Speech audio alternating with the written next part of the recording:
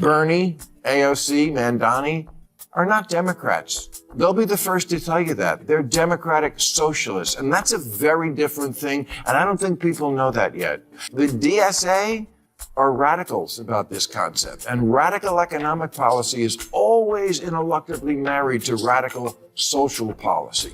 Their platform, for example, calls for completely open borders. They're for what Biden was doing, but more.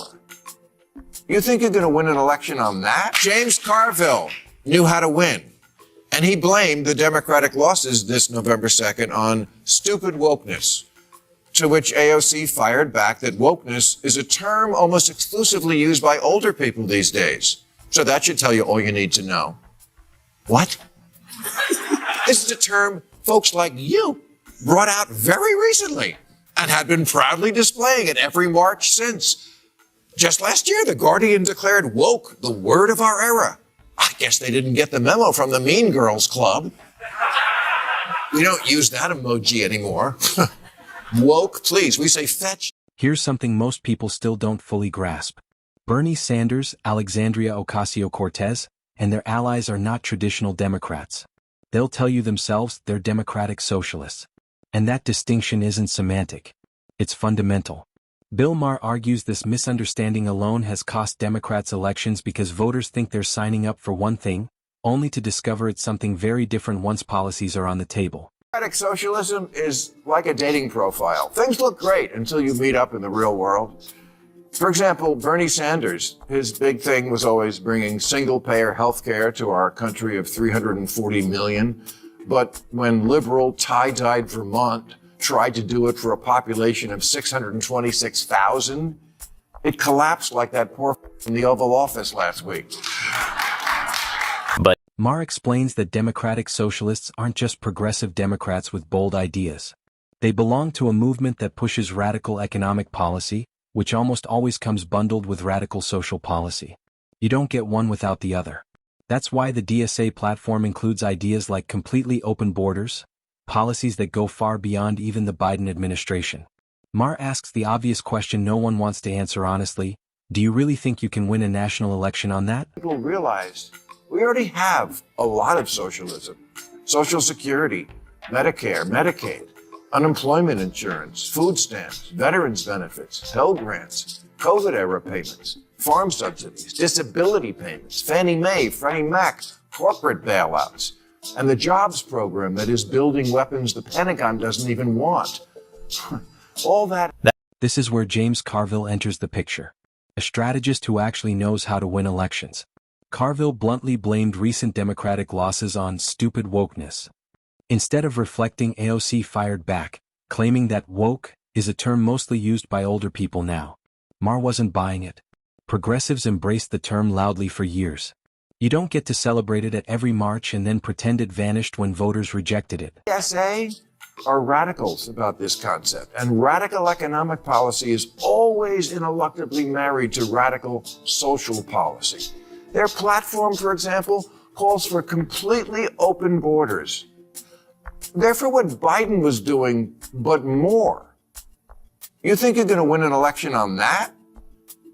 This just seems like more extremism at a time when Americans are begging both parties, please, could just one of you act? Maher uses humor to expose the contradiction. Just last year, major outlets like The Guardian called woke the word of our era. Now suddenly, progressives act like it's outdated slang they never used. Maher compares it to the Mean Girls playbook. When something stops being cool, everyone pretends they were never into it in the first place. The problem is voters remember. Defund the police or military in the streets. Either MAGA's crypto crony capitalism or city-run grocery stores. No, I don't want that. I want a Democrat who reassures me if you like your Whole Foods, you can keep your Whole Foods. But then Maher drops one of his sharpest analogies. Democratic socialism, he says, is like a dating profile. Everything looks perfect online. The ideas sound compassionate and inspiring.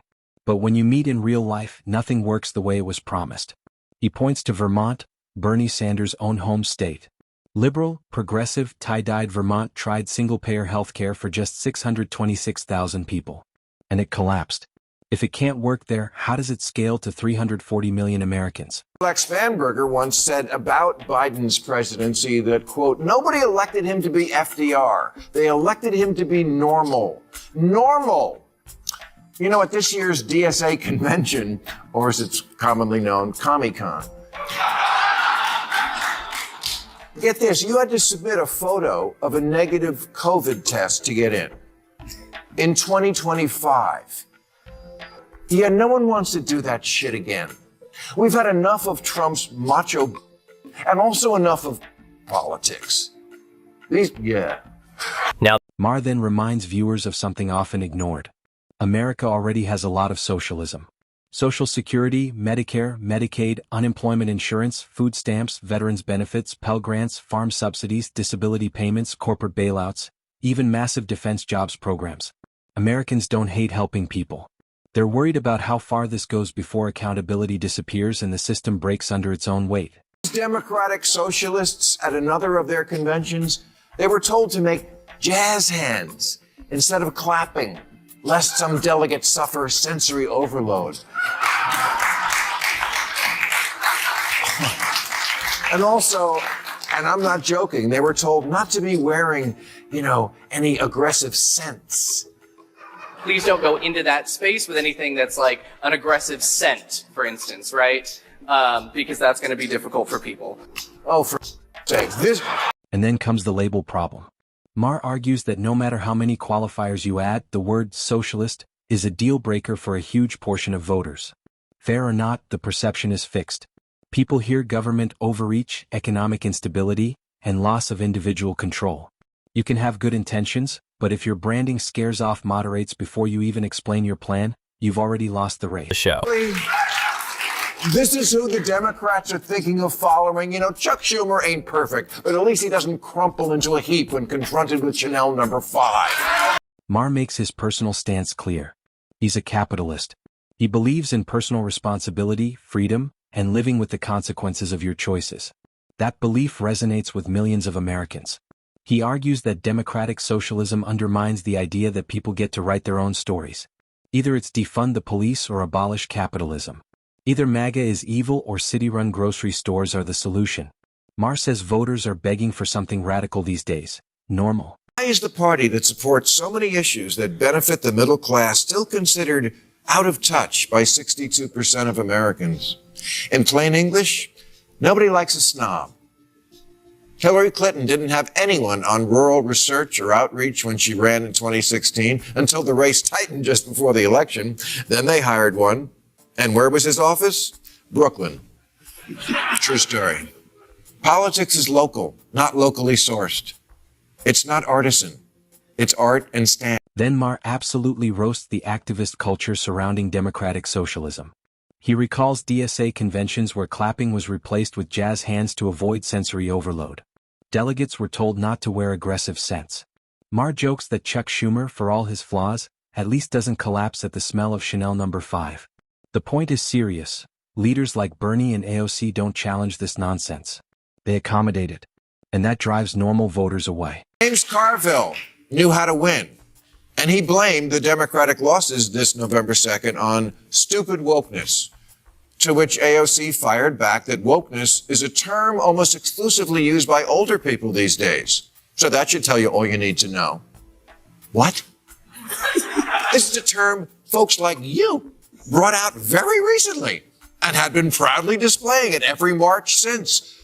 Just last year, The Guardian declared woke the word of our era. I guess they didn't get the memo from the Mean Girls Club.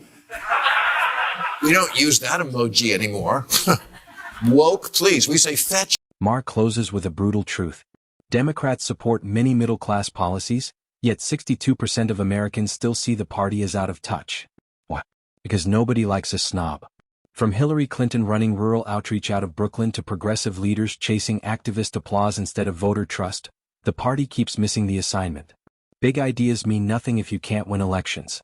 Based on the record, Maher's conclusion is clear. The democratic socialist strategy sounds good, but it keeps failing where it matters most.